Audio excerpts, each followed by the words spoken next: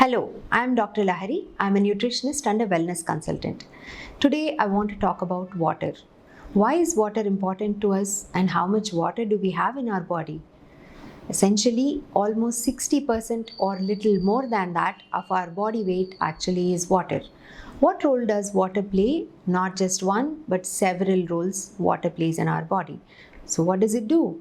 Primarily, water is necessary to regulate our body temperature. We know that all the biological processes need a certain temperature to happen smoothly. So water acts as a coolant or even transfers heat or even conditions the body to be at a certain temperature. So for temperature regulation, we need to have enough water in our body. Sometimes when we are dehydrated, we know that our body temperature increases. So we see a direct example of why water is necessary for our body. Another reason why we need body is to keep our joints lubricated. For the fluid movement of the joints or painless movement of the joints and proper functionality of different joints of the body, which is absolutely necessary for any kind of movement, we need water. So proper lubrication is another function of water. What else do we need water for? Water is needed in the form of blood to carry oxygen that we breathe.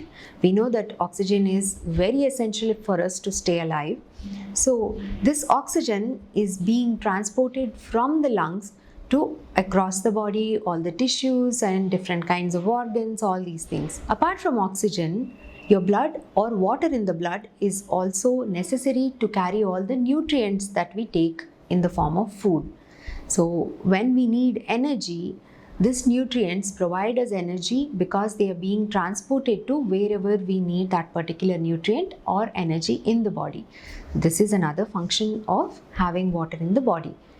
Another extension of the same function is once these nutrients or energy generation processes happen in the body, different biological processes that happen in the body actually generate a lot of waste molecules. They cannot stay in the body.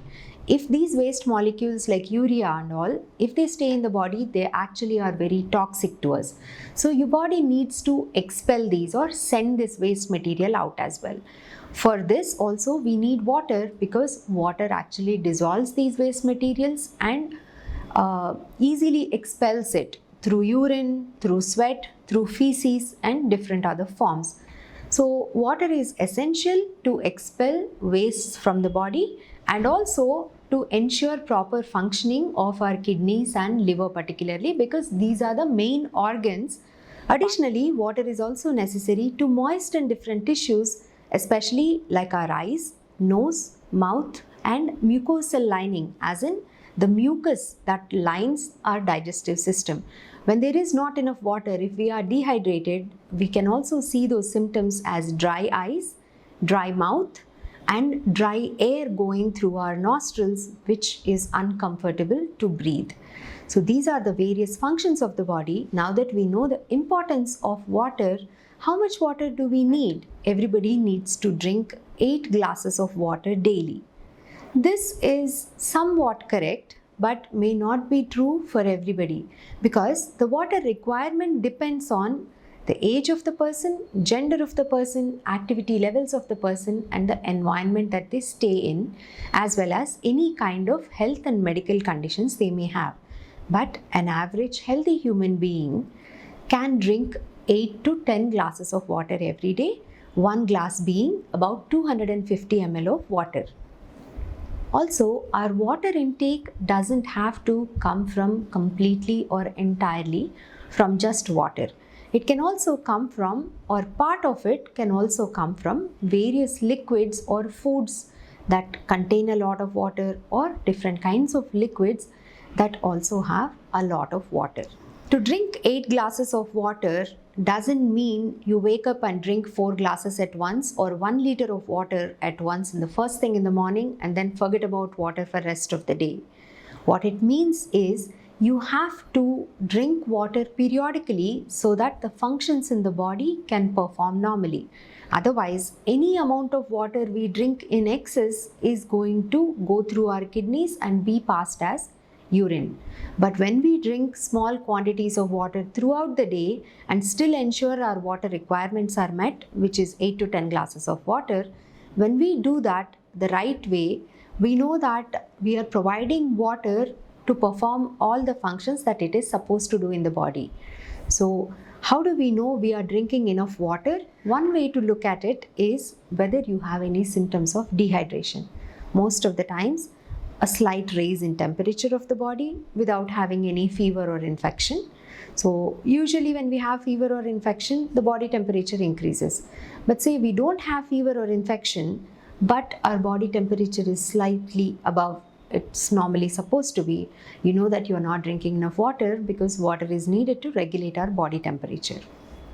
Another way to know is to check color of urine whenever you pass urine. Usually the first time we urinate in the morning, it's slightly darker in color because throughout the night we don't drink water, so the urine gets a little concentrated. But other than that, during the daytime, it should never be darker than the first urine that you pass in the morning. What it means is you have to keep drinking water throughout the day so that you expel the wastage as and when it is produced in the body. Another way to know if you are dehydrated is how thirsty you get. If you constantly feel thirsty, that means you're either not drinking enough water or there is some other health condition, underlying health condition like diabetes going on. How to avoid dehydration? Dehydration can be avoided by following few very simple tips. First thing being, always have access to water. If you are staying at home, then you always have access to water. But see, if you are somebody who travels a lot, don't depend on water elsewhere and try to carry a water bottle with you at all times. If you are somebody who works in office, take periodic water breaks or keep a water bottle in your line of sight so you can keep drinking water periodically. This is one way to ensure that we don't have dehydration or we don't get to the point of dehydration. Another way to avoid dehydration is to include foods that have high water content. It can be fruits, it can be vegetables, it can also be certain other foods that are cooked like traditional Indian rasam, sambar or different kinds of soups or even different kinds of salads are also rich in water. Apart from these, liquids like buttermilk or milkshakes or just plain milk, chocolate milk, fruit juices, these are also sources of water. However, some of these sources may not be as healthy despite providing us with the water intake. Especially fruit juices that we get in the form of cartons, as in the form of box, or fruit juices that have added sugar, or different kinds of flavored milks and milkshakes that also have a lot of added sugar. Although these are all sources or these all can be sources of water, they also carry excessive calories. So we should not depend on these kind of drinks for our water intake. But if we don't have access to water and these are our only choices, then we have to go with it. When it comes to foods that are rich in water, we don't need to look beyond fruits and vegetables. Fruits and vegetables inherently are rich in water. So when it comes to fruits, all kinds of fruits have a lot of water, but particularly some fruits have a lot more water. The best example is watermelon. Watermelon has a lot of water, and sometimes when we can't find fresh water when we are traveling, we can even choose to eat watermelon to replace the water that we lose. Apart from watermelon, kiwis, grapes, apples, even bananas, papaya, different kinds of other melons like cantaloupe, muskmelon or lychee, all these fruits are rich in water, and because they also have some natural sugars in them, they are also good calorie providers. When it comes to vegetables, salads provide us with a lot of water, and the ingredients of the salads also determine how much water we can get from these salads. Onions, tomatoes, cucumbers and lettuce, these are essentially the vegetables with very high water content that we can usually eat in raw form.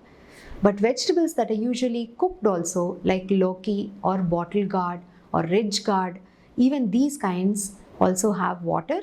However, most of the times we don't eat them in the raw form, so they cannot be consumed in salad forms. But depending on the method of cooking, These vegetables also can be our water source when they are cooked along with water or cooked in covered form so that they don't lose any of the water. They also can provide us with water and also whatever other nutrients they have. So to avoid dehydration, make sure you drink 8 to 10 glasses of water a day depending on what your water requirement is. And also eat water-rich fruits, vegetables in the form of salads or curries, and also include other liquids like buttermilk, coconut water, probably certain juices, preferably vegetable juices, and lesser quantities of fruit juices so that we don't have to bear the brunt of getting dehydrated. If you like the content, please like, share and subscribe to my YouTube channel. Please comment all the other nutrition, health and wellness related topics you want to know more about. For more such content, follow me on Facebook and Instagram as well.